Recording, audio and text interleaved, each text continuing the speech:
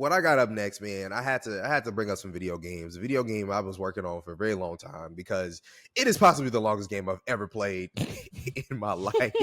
That's not ongoing, and that's Final Fantasy VII Rebirth. Man, this game came out in February. And for those that don't know, Final Fantasy VII, one of the most regarded RPGs of all time, has been remade. They had a remake, which launched at the end of the PS4 kind of runtime and at the very beginning of the PS5 runtime. It's literally called Final Fantasy VII Remake, which is only part one of the story, which is interesting. If you remember, if anybody knows about the original Final Fantasy VII, it's like a 40-hour game. Just it. That's it. Final Fantasy VII, 40-hour game. Again, still one of the most popular RPGs of all time. They done turned Final Fantasy VII, that 40-hour game, into a 3-parter somehow. Oh my God, the greed is crazy. Great, video games are doing it too now. Love to hear that. Are doing it too. So Remake was part 1.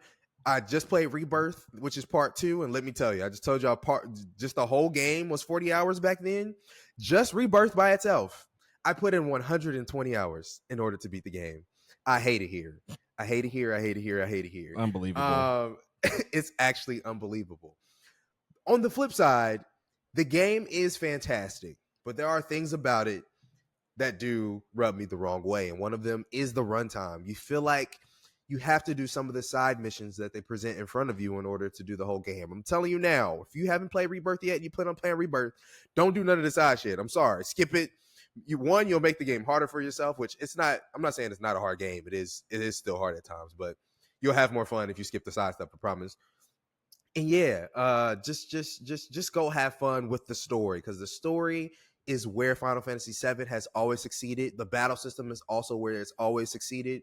All that side stuff you don't have to do.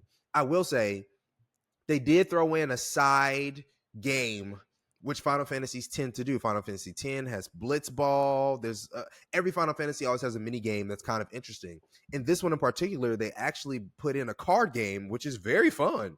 The only disappointment about the card game is you can't play your friends and like other people, but it's a very fun card game. It's very simple to learn. You have decks that you can make. And if you're going to do something side in this game, do the card stuff. The card stuff is fun. But other than that, stick to the story. The story is still fantastic. The cinematics are still absolutely phenomenal. The story is a little different than the original Final Fantasy VII. So if you're expecting to get a lot of those same beats, you are going to get a lot of them. Don't get me wrong, but they're trying to change very small things. And to be honest, some of those small things may or may not work for you. All of them don't work for me. But I think if they're able to bring some of those things back in the last iteration of this, I think, again, this is a trilogy. So whichever the last one is called, again, we got Remake, Rebirth.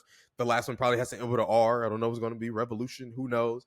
Then hopefully it'll be worthwhile. They have some things to explain. By the end of this game, you are going to be confused, but the journey was fun. All the characters that you know and love are still here. The Tifas, the Barretts, the Red 13s, the Yufis, everybody is still here. And I think I still appreciate that they decided to bring Final Fantasy VII into 2024 or whatever year that we play from here on out. Because if you ever seen Final Fantasy VII, it looks crazy. It's all blocky and it's like, whoa, what is this game? It's still great, but I love the updated look and the graphics that they were able to bring to the game. Last thing I'll say, they were able to make this game more open world, which is why I'm telling you, like, you don't do the side stuff. Like, you kind of don't have to, because it is optional. And that open world is beautiful. Shout out to Breath of the Wild, which got us here, and then Elden Ring, which got from Breath of the Wild. Like, all of those games are really stacking on top of each other. And you can tell Final Fantasy, they were like, oh man, we got to do something similar. And they kind of do something similar with their open world here as well. But if you love Final Fantasy VII Rebirth, still a great game. Definitely still go out and play it. Just don't do the side stuff. Don't put in 120 hours like I did, because by the end of it, I was like, man, I'm exhausted. It came out in February. I just beat it.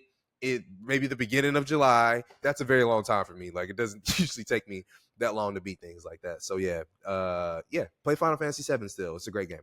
Was it a standard price when it dropped, $69.99?